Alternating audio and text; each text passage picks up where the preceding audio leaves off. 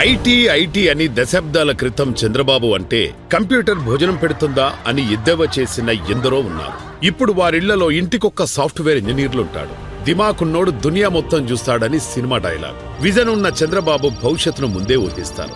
అది ఐటీ అయినా, నదుల అనుసంధానమైనా, జల సంరక్షణ అయినా, ప్రకృతి వ్యవసాయమైనా చంద్రబాబు దార్శనిక ఆలోచనల నుంచి వచ్చి కార్యరూపం దాల్చినవే.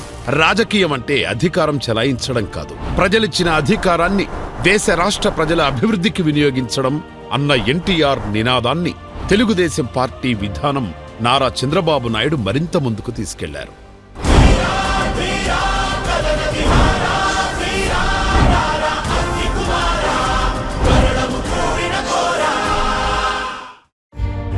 చంద్రబాబు మొదలుపెట్టిన ఆర్థిక సంస్కరణలు, విద్యుత్ సంస్కరణలు దేశానికి నూతన మార్గ నిర్దేశనం చేశాయి. సమర్థవంతమైన ఆర్థిక విధానాలే నిజాయితీ రాజకీయాలకు బాటలని నమ్మి ఆర్థిక సంస్కరణల ద్వారా నిరూపించి చూపిన మొదటి ఆర్థిక రాజకీయవేత్త చంద్రబాబు గారు. భారతదేశంలో టెలికమ్యూనికేషన్ల వ్యవస్థ దశాబ్దాల క్రితమే అందుబాటులోకొచ్చిన టెలికాం రంగంలో సంస్కరణలు మొదలై ఒక సాంకేతిక విప్లవం రావడానికి కారకులలో చంద్రబాబు గారు ఒకరు. 1991కి ముందు ఇంట్లో టెలిఫోన్ ఉండడం ఒక విలాసం. ఫోన్ చేసుకోవాలంటే పబ్లిక్ టెలిఫోన్ బూతుల దగ్గర క్యూ, అర్జెంటు సమాచారం ఇవ్వాలంటే టెలిగ్రామే గతి. భారతదేశంలో టెలికమ్యూనికేషన్ విప్లవం 1991లో ఆరంభమైంది. 1991 ఆర్థిక సంస్కరణలతో టెలికాం రంగం రూపురేఖలు మారిపోయాయి. 1994లో తొలి జాతీయ టెలికమ్యూనికేషన్ పాలసీ ప్రకటించారు. కొత్త ఆర్థిక విధానాల కారణంగా టెలికాం పరికరాల ఉత్పత్తి భారతదేశంలో ప్రారంభమైంది. 1992లో అనేక సర్వీసులలో ప్రైవేట్ సంస్థలను కూడా అనుమతించారు. విదేశీ కంపెనీలు కూడా భారతీయ మార్కెట్లోకి అడుగుపెట్టాయి. 1994లో దేశపు మొట్టమొదటి జాతీయ టెలికమ్యూనికేషన్ పాలసీ ప్రకటించింది ప్రభుత్వం.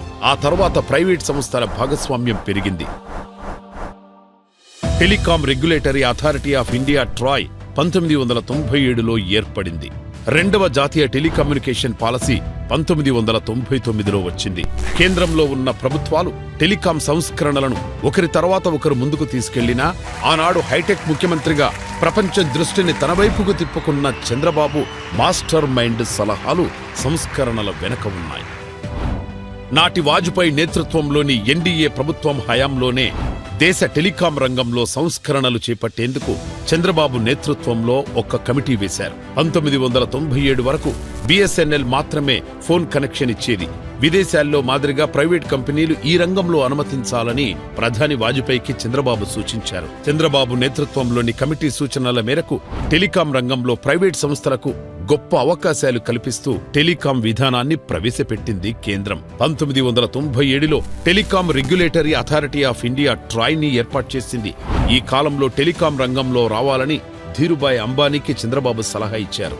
ఈ విషయాన్ని ధీరుభాయ్ అంబానీయే ఓ సందర్భంలో చెప్పారు. నేటి టెలికమ్యూనికేషన్ రెవల్యూషన్ ఫలాలు దేశ ప్రజలు పొందుతున్నారు. దీని వెనక కేంద్రం ప్రవేశపెట్టిన సంస్కరణలు ఉన్నాయి.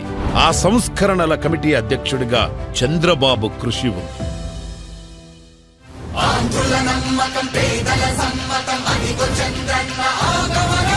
ప్రగతి ప్రభంజనం జగతి విరాజనం అదిగో వస్తుంది తెలుగు తేజం.